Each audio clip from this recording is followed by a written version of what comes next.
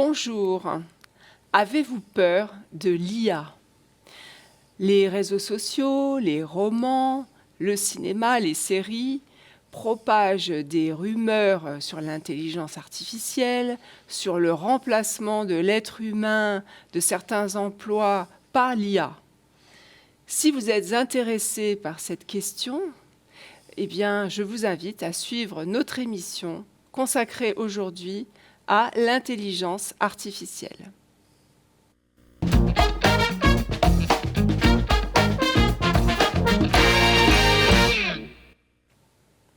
Comme je le disais à l'instant, eh bien, peut-être faudrait-il démystifier l'intelligence artificielle, car c'est un outil incontournable.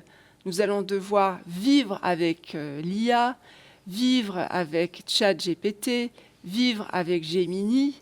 C'est d'ailleurs le titre Vivre avec ChatGPT de l'un des ouvrages de notre invité d'aujourd'hui.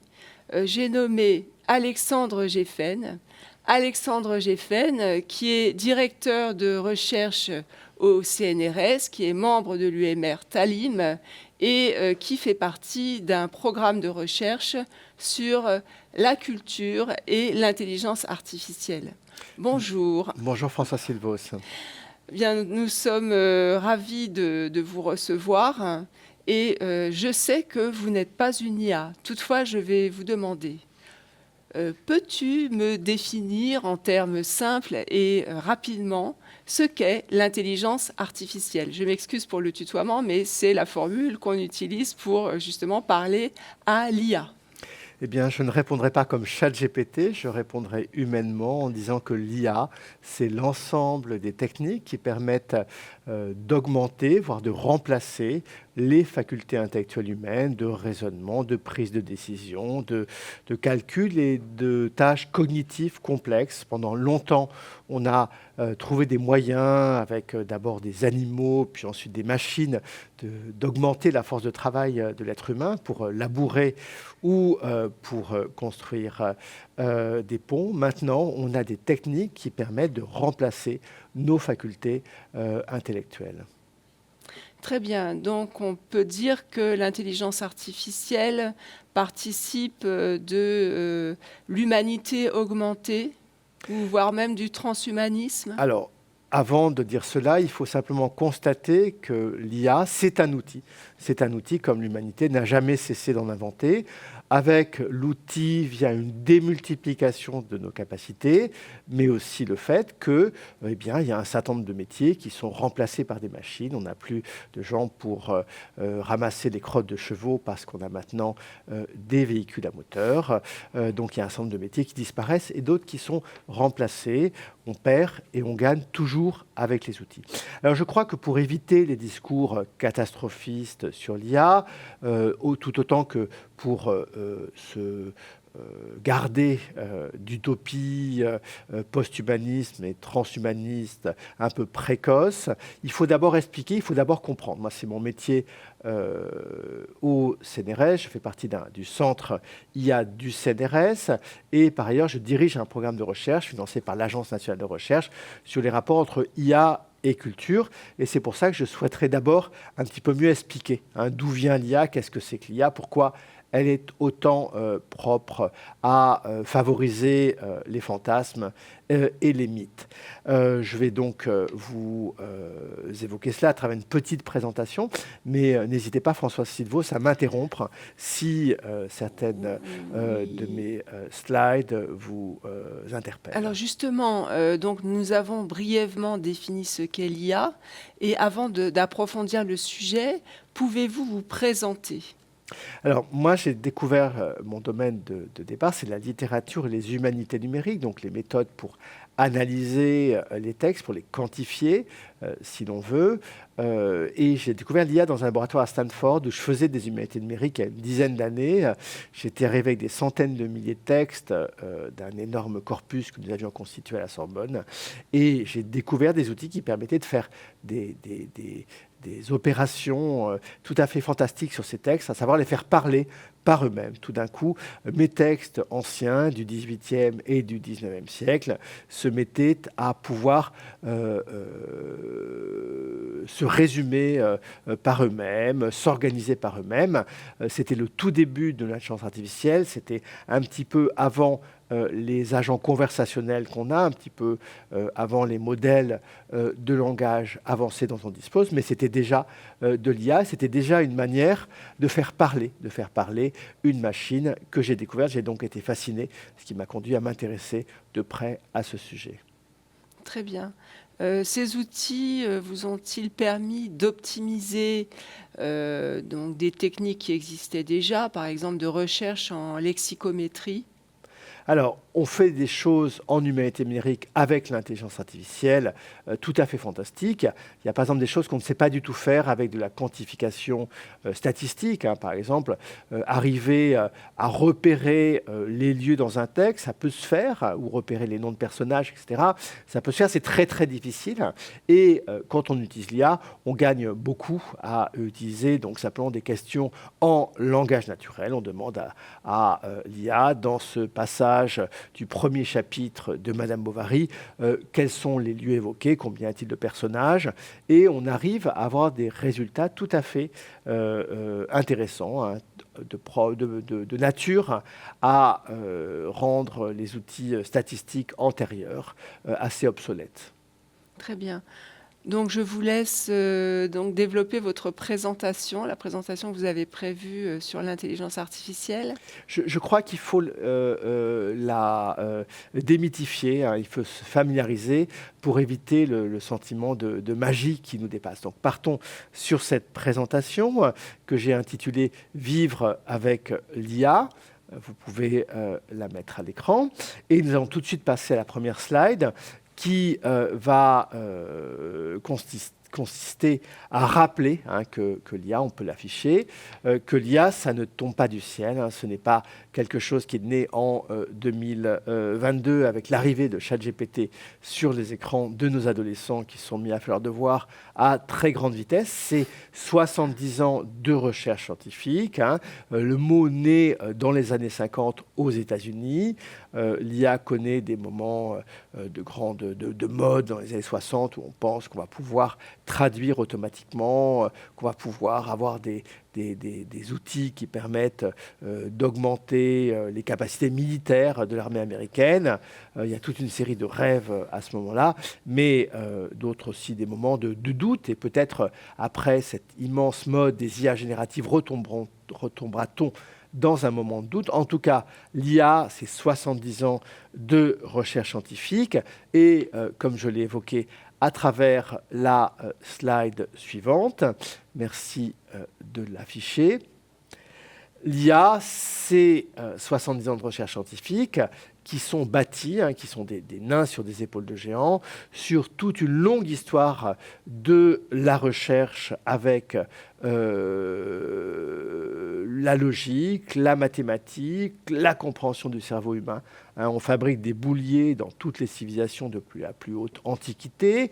Les machines à calculer, elles naissent au XVIIe siècle. C'est la Pascaline de notre ami philosophe Blaise Pascal. Et les machines à cartes perforées, les premières machines statistiques, etc., elles naissent au début du XXe siècle, au moment où commence à s'esquisser ce qu'on appelle la cybernétique. Donc ce sont des siècles d'invention. Ces inventions, elles ne sont pas neutres. On rêve depuis extrêmement longtemps à ce que c'est que des machines qui pourrait agir à la place des êtres humains. Je vous ai mis à gauche le géant Talos, la première mention d'une machine animée. Elle vient du plus ancien texte de la culture occidentale, de l'Iliade d'Homère, 8e siècle, où on a un géant mécanique qui protège l'île de Crète. Et on a cessé de faire des traités sur les automates, d'inventer des canards reproduisant la nature, comme le canard de Vaucanson, de mettre des nains dans des joueurs d'échecs, comme on l'a fait pour faire croire qu'une machine était capable de battre quelqu'un aux échecs. C'était bien avant, évidemment, Big Blue, qui a battu, comme on le sait, Kasparov, dans les années 2010. Donc on rêve depuis extrêmement longtemps de remplacer l'être humain, d'avoir d'autres êtres humains.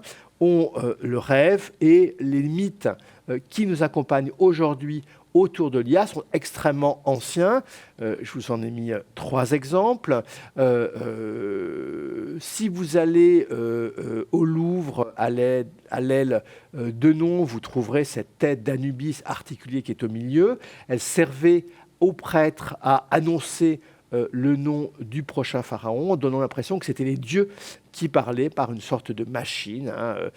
C'était un truc qui donnait l'impression que finalement les dieux pouvaient se manifester à travers la matière. Et ces mythes de l'IA, ils ont donc un rapport avec la divinité, d'évidence. Fabriquer une IA, c'est reproduire la nature, imiter la nature, discuter peut-être directement avec un savoir transcendant. C'est aussi rêver d'avoir des compagnons amoureux. Le premier mythe, avant tous les films qui déferlent sur le fait qu'on va remplacer nos compagnes, nos compagnons par des IA, le mythe le plus ancien, c'est le mythe antique de Pygmalion et Galatée. Vous savez, Pygmalion, c'est ce sculpteur qui, ne trouvant pas une femme qui lui plaisait parmi les femmes du petit village grec où il était, a animé une statue de marbre, Galatée, qui est devenue donc la femme parfaite, bien avant Her et la voix sublime de Scarlett Johansson. Et cette relation érotique avec les IA, elle est donc extrêmement ancienne, culturellement, on en rêve depuis extrêmement longtemps. De même, les peurs d'entités articulées qui se rebelleraient contre le créateur, elles sont extrêmement anciennes. Je vous ai mis le célèbre golem, un mythe hébraïque de la yiddish, plus précisément de la Renaissance. Eh bien, bien avant Terminator, on a eu peur que les créations de nos mains, les créations animées de nos mains, eh bien, elles se retournent contre nous-mêmes. Alors, évidemment, tout ça, c'est extrêmement ancien. Ce qui se passe aujourd'hui, en fait, c'est une IA qui est fondée sur des méthodes de calcul nouvelles, la présence de très grandes données.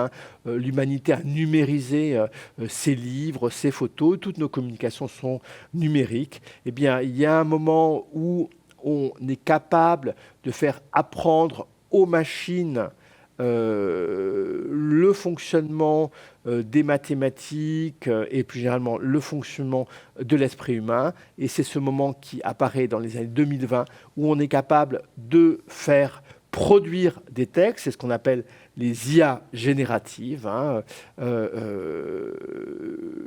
On est, à partir de ce tournant des années 2020, capable de faire ce qu'on appelle de l'apprentissage profond, c'est-à-dire que la machine va être capable d'organiser le savoir qu'on lui donne. On lui donne des millions d'images, elle est capable de les classer par elle-même.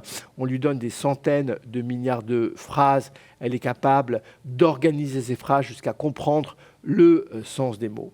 Et elle est capable, donc, à partir du moment où elle peut comprendre par elle-même le sens de ces mots, de générer des images, de générer des textes. C'est cette révolution à laquelle on assiste. Alors tout ça, ça peut paraître tout à fait extraordinaire. Comment des machines peuvent organiser dans des modèles, dans des représentations du savoir humain par elles-mêmes la pensée. En réalité, la technique, elle est relativement simple, hein. Je vais vous expliquer comment marche ChatGPT en quelques secondes, hein. C'est tout simplement une approche probabiliste du savoir. La machine, elle fait des statistiques sur les probabilités qu'un mot a à apparaître dans un contexte. Si vous avez le mot chien, vous avez de fortes probabilités d'avoir le mot laisse, le mot os, le mot niche, et beaucoup moins de probabilités d'avoir le mot fusée ou le mot dinosaure.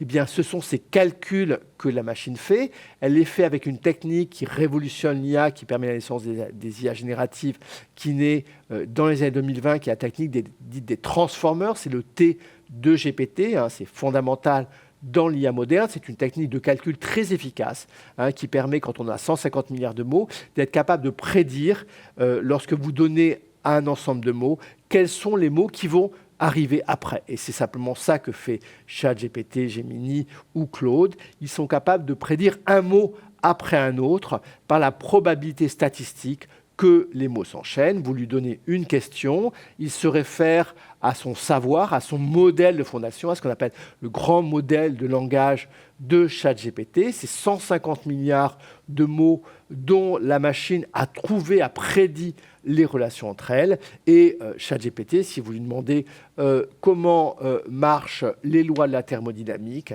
eh bien, il va vous trouver que le premier mot que vous devez donner, c'est les, ensuite, lois de la thermodynamique pour répondre à une question, parce que dans tous les exemples où on lui pose une question, on reprend le thème de la question, et c'est comme ça qu'il va dérouler le savoir. Alors tout ça, ça donne à ChatGPT et à ces modèles de langage des capacités rédactionnelles tout à fait extraordinaires, des capacités à traduire, hein, puisque comme il a eu des centaines de millions de textes dans lesquels l'anglais était traduit en anglais, le chinois en ourdou et l'espagnol en français, il peut passer d'une langue à une autre, il peut transformer également des textes, il peut organiser des discours, il a eu des milliers d'exemples de dissertation, donc si on demande le pour et le contre d'une question, il peut structurer dialectiquement son discours, il peut synthétiser des savoirs et des données, il peut créer du code informatique, tout simplement parce qu'il a énormément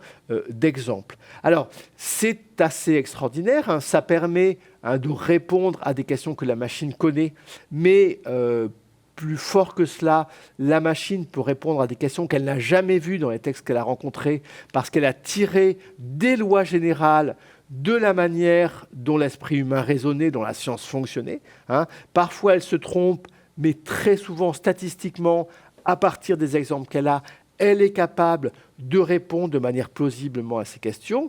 Elle se trompe parce que pour elle, la seule vérité du monde, c'est une vérité statistique, mais elle a souvent raison parce que quand vous avez des millions et des millions et des millions de livres qui vous servent d'exemple, vous avez quand même une base de référence tout à fait extraordinaire.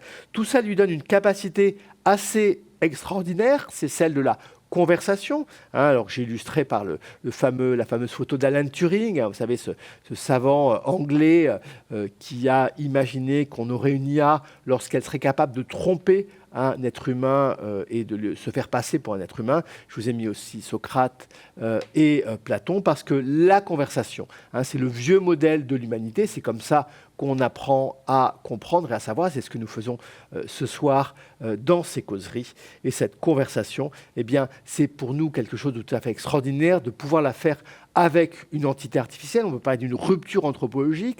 Autrement dit, dans l'histoire de notre rapport au monde et à la nature, nous n'avions jamais parlé avec quiconque d'autre qu'un être humain. C'est ce qui est en train de se produire. Nous pouvons parler avec les vivants, nous pouvons parler aussi avec les morts, d'où le fait que nous rêvions dans la religion transhumaniste ou post-humaniste, à l'idée que nos cerveaux allaient être mis sur Internet, et donc allaient pouvoir nous survivre, nous pourrions communiquer avec les morts, puisque leurs données auront été réorganisées par une machine qui les feront vivre après la naissance.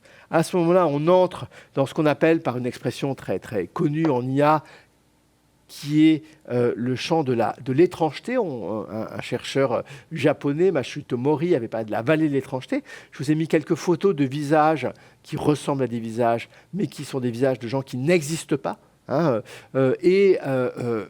cette vague d'étrangeté, elle est liée au fait que nous découvrons des créations qui ressemblent à des créations humaines, mais dont nous savons qu'elles ne sont pas humaines. Et ce trouble très particulier d'être face à un visage qui n'existe pas, un texte qui n'est pas créé par un être humain, tout en ressemblant à un être humain, hein, eh bien ce trouble, c'est celui de notre époque. Notre époque vit, hein, dans l'histoire de l'humanité, ce premier moment où nous rentrons, hein, dans la communication, dans l'interaction, dans l'échange avec des entités artificielles. Alors tout ça a des conséquences tout à fait extraordinaires, notamment parce que l'IA, comme elle se rapproche des créations humaines, elle peut passer pour des créations humaines et elle peut créer des photographies. Je vous ai mis ici 2 photographies qui ont gagné des concours de photographie, mais qui sont des photographies créées par des intelligences artificielles qui n'existent pas, hein. Et au fond, l'image dont nous avions appris depuis l'invention de la photographie quel était le réel, elle n'est plus le réel, elle peut se composer à travers des mots, des prompts, hein, sur Dali, sur Midjourney, hein, comme au fond le faisaient les peintres. On peint maintenant avec l'image photographique. Ça pose toute une série de questions majeures. Alors, les IA, elles posent aussi des questions éthiques extrêmement importantes. Pourquoi ? Parce qu'à partir du moment où elles vous donnent des réponses, où elles vous donnent du savoir, on est invité à se demander, hein, d'où vient ce savoir. Est-ce que ce savoir est neutre? Est-ce que ce savoir est juste? Est-ce que ce savoir est fiable? Je vous ai dit d'une part que l'IA, elle pouvait se tromper. Et d'autre part, non seulement elle peut se tromper involontairement parce que statistiquement, un mot va arriver qui est prévu statistiquement mais qui ne correspond pas au réel, mais elle peut aussi se tromper parce que les données qu'on lui a données à ingérer, eh bien, ces données peuvent être biaisés, peuvent contenir des biais sociaux, des biais culturels, ce qui conduit les IA à être potentiellement misogynes, racistes ou antisémites, puisqu'elles vont être entraînées sur des textes qui ne sont pas toujours des textes de grande qualité, hein. On a besoin de beaucoup de textes, hein, pour fabriquer des probabilités. Donc on prend tout le web, on prend tous les forums, etc. Et dans les forums, il y a des choses tout à fait insupportables, ce qui conduit les IA à pouvoir être potentiellement biaisées et racistes. Je vous ai mis une image, hein, de femmes racisées de ménage, et ça, c'est ce qu'on obtient lorsqu'on demande à une IA de vous donner des hommes de ménage. Elle ne comprend pas que c'est une fonction qui peut être attribuée à quelqu'un qui est un homme de race blanche. Pourquoi ? Parce qu'elle a trop d'exemples, hein, de femmes de ménage hispanistes, etc. Et donc, statistiquement, elle prédit qu'un homme de ménage, c'est forcément une femme racisée. Alors pour ça, on essaye de ne pas mettre entre les mains du grand public des IA racistes, des IA antisémites, etc. Donc on les aligne, c'est-à-dire qu'on prend leurs résultats et on a tout un moment où on va retraiter, réorganiser leurs résultats, hein, c'est ce qu'on appelle l'alignement, en fonction de normes morales, en fonction de normes éthiques, hein. Toutes les IA grand public, elles sont fortement alignées. On a demandé à des gens de les retravailler pour que les résultats soient acceptables. Et de ce point de vue-là, les normes, par exemple, de ChatGPT, elles interdisent qu'il y ait quelques conversations que ce soit qui touchent à la violence, qui touchent au sexe, qui touchent aux discriminations, hein. On a même pu considérer que ChatGPT était woke, parce que le patron d'OpenAI est quelqu'un qui a des opinions démocrates, progressistes aux États-Unis, et que donc l'IA pouvait être pro-social, extrêmement progressiste, et on a donc pu discuter, hein, de l'alignement des IA. Ça pose donc des enjeux éthiques considérables. Avec quelles normes voulons-nous aligner les IA? Est-ce que ça doit être les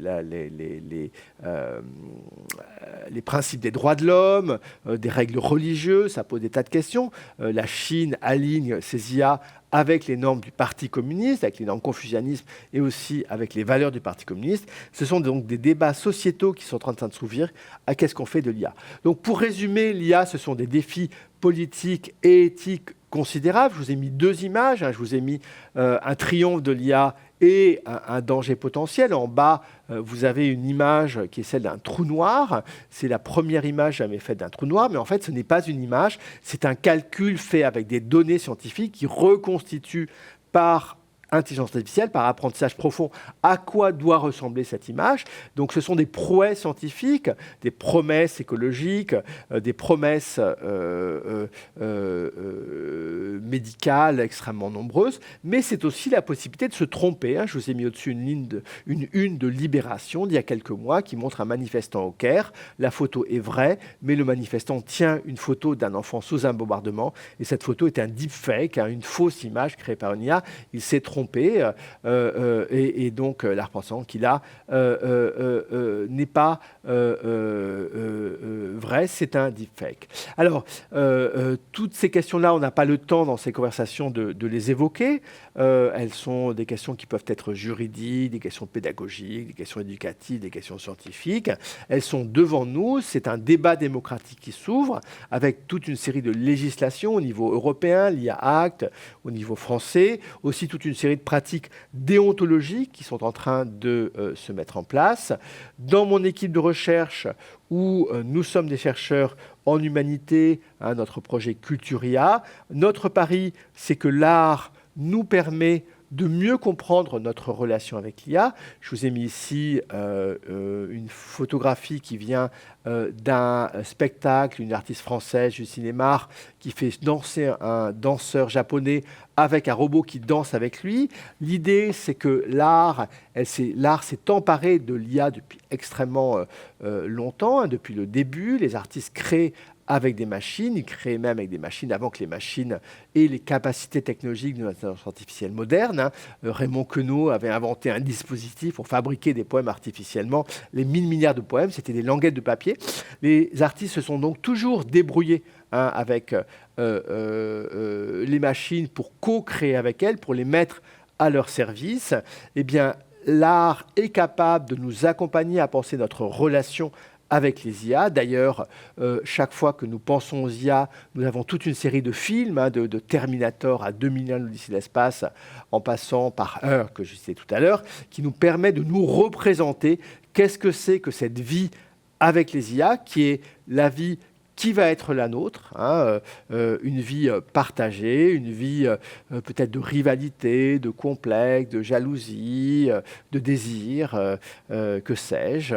Eh bien, cette vie avec les IA, dans les espaces professionnels, dans les espaces pédagogiques, dans les espaces scientifiques, c'est maintenant la nôtre. Alors, on va maintenant un petit peu échanger. Je vous renvoie quand même, avant de passer au dialogue avec ma collègue Françoise Silvaux, c'est un petit bouquin que j'ai fait il y a quelques mois, Vivre avec ChatGPT, où j'essaye d'explorer les potentiels et les enjeux de cette vie avec des outils qui sont ceux de l'intelligence artificielle générative qui a émergé ces dernières années.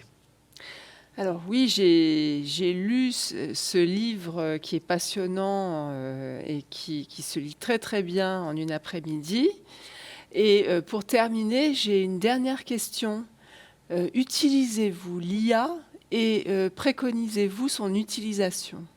Alors absolument, j'utilise l'IA, j'utilise à la fois des outils grand public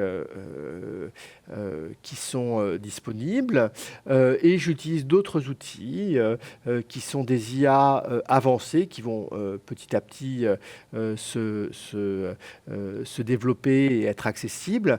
Et j'ai entraîné des intelligences artificielles sur mes propres textes, sur mes propres textes de référence et mes propres écrits. Et l'IA est capable de m'accompagner dans ma propre écriture. C'est une IA personnalisée et les années qui viennent vont être celles d'assistants personnels. Donc c'est un outil tout à fait remarquable. Mais attention, j'utilise l'IA en sachant qu'elle peut se tromper, en sachant qu'elle a une tendance à produire des textes extrêmement lisses, extrêmement un petit peu plats parfois, avec un vocabulaire qui se répète, tout simplement parce que je vous l'ai expliqué, l'IA, elle fait la moyenne des manières de parler, donc elle n'est pas très originale, elle est fortement alignée, donc elle ne dira rien qui puisse la faire sortir des cadres qu'on lui a donnés. Elle a donc de fortes limites, des limites épistémologiques et aussi des limites pratiques, puisque sur certains textes très complexes, elle n'est pas capable de les condenser, de les transformer. Quand j'ai un rapport à faire sur une thèse, d'évidence, une IA n'est pas capable de me résumer 450 pages sur la manière dont Georges Perec réfléchit à la question de la Shoah. C'est trop compliqué pour elle. Sa fenêtre de compréhension est trop limitée. En revanche, si je dois rapidement résumer, trier des CV pour des candidatures à un stage, l'IA est parfaitement capable de me faire émerger les 3 ou 4 points saillants d'une 50aine de CV beaucoup plus rapidement que je le ferai. Donc il faut se connaître l'IA, en connaître les limites, en connaître les fonctionnements pour l'utiliser de manière convenable. Et je crois que c'est à ce titre-là qu'elle rentre dans nos processus de travail. L'autre usage très très commun qu'on a de l'IA quand on est dans le domaine des sciences et de l'université, c'est la traduction. J'évoquais tout à l'heure des tâches de résumé, de condensation de texte, mais la question de la traduction est extrêmement efficace, performance. Et j'ai remarqué ces dernières années que je devenais très paresseux. Normalement, je suis à peu près capable de m'exprimer en anglais, mais maintenant DeepL m'a conduit à ne plus m'appuyer sur mes propres capacités linguistiques, à tout faire traduire par DeepL.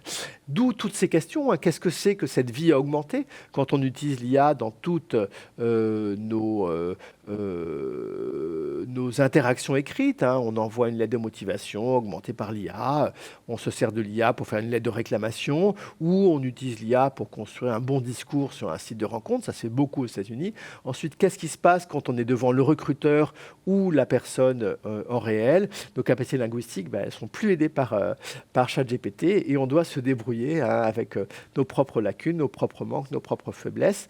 Alors bientôt, on aura des IA qui vont traiter le langage oral en temps réel. Ça existe déjà, ça émerge dans nos smartphones depuis quelques mois. Maintenant, va-t-on accepter d'être tout le temps augmenté, équipé, instrumenté par des IA qui bientôt d'ailleurs sont connectés directement, comme le veut Elon Musk dans Neuralink, à nos neurones? Ce sont des tas de questions extrêmement intéressantes. Nous sommes déjà munis de prothèses. On ne peut plus vivre sans smartphone, on ne peut plus vivre sans GPS, on ne peut plus vivre sans Google. Eh bien, je crois qu'il faut se préparer à cette manière de vivre avec d'autres outils encore plus profondément intégrés, parce qu'ils sont intégrés à des capacités fondamentales, celles de converser, celle d'échanger, celle de réfléchir, celle d'avoir un discours critique. Et je crois que ce sont des enjeux vraiment pédagogiques, éducatifs, formidables. Alors on peut apprendre, on peut avancer. On a appris à utiliser des calculatrices à l'école. On continue à en prendre à nos enfants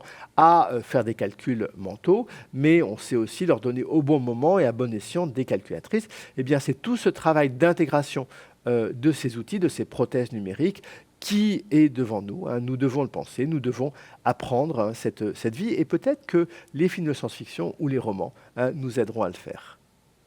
Très bien, merci pour cette trajectoire qui nous transporte du passé déjà au futur. Donc merci aussi au public d'avoir suivi cette causerie. Et donc, rendez-vous pour une prochaine émission, peut-être sur l'intelligence artificielle. Merci François. Au revoir. Au revoir.